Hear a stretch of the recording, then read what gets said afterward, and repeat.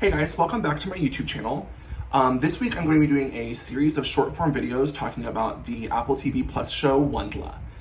Every day I'm going to post a episode review, and at the end of the week I'm going to do a full series review and an analysis of source material, design, and themes. Today we're going to be talking about episode 1 of season 1 titled Doors. Thanks so much for watching and I hope you enjoy. So starting off, I have my notes in front of me.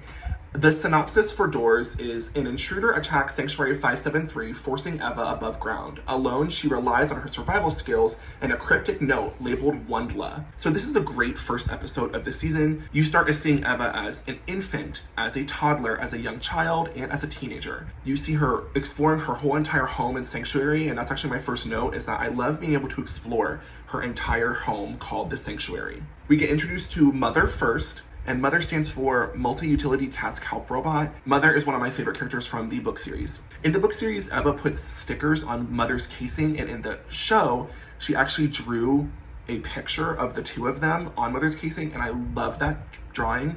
I really actually want to get a tattoo of it on my leg. I think it would be really cute. We also get introduced to two characters named Omni and Migo. I really like that they changed the Omnipod to a comic character in the show. I think it really adds a little more fun dimension to have a sarcastic character to kind of riff with Eva and the other characters.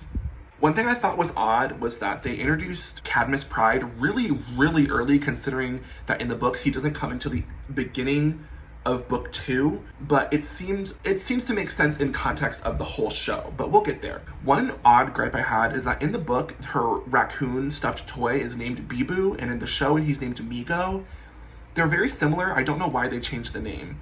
Another thing is that Eva's hair is very distinctly braided and styled in the book, but in the show, it's a little more simple. I do know that it was really expensive to animate her hair the correct way or the source material way.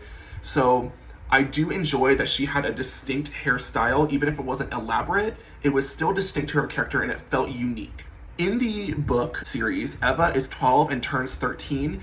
In the show, she is 16, and I actually like that because she seems very capable and trained, like she's trained her whole life to do this, rather than kind of just being thrust into it with almost no training. She seems a little more capable than she did in the book.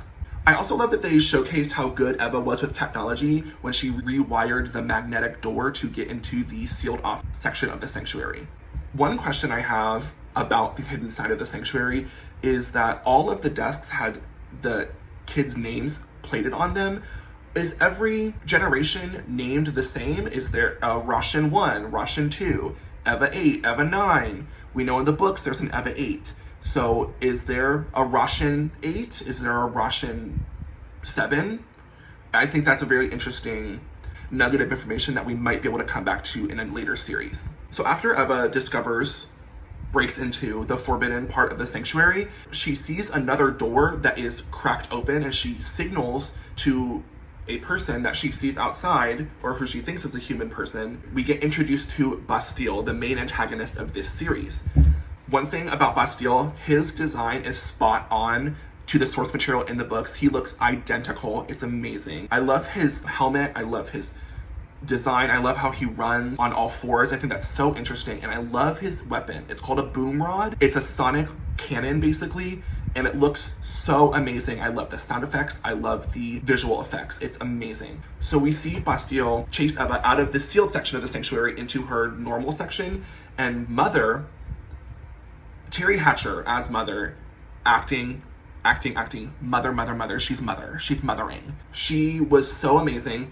And one thing is that she was really strong. She was picking stuff up and smacking Bastille with it. I thought it was really interesting that she seemed to be really strong. She wasn't like extremely strong in the book, but in the show it seems like she can lift a lot, and she's doing it. She's lifting stuff and throwing things. I loved the scene where Eva is pushed up the ventilation shaft by Mother.